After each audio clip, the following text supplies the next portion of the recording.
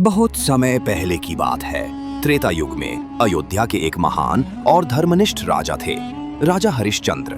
वे सत्य और न्याय के प्रतीक माने जाते थे।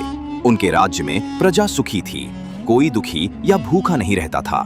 राजा हरिश्चंद्र का एक ही सिद्धांत था, सत्य के मार्ग पर चलना और धर्म का पालन करना। एक दिन महर्षि विश्वामित्र ने राजा की सत्यनिष्ठा की परीक्षा लेने का निश्चय किया। उन्होंने स्वप्न में राजा को दर्शन दिए और कहा, आपने मुझे यज्ञ के लिए संपूर्ण राज्य दान में देने का वचन दिया है।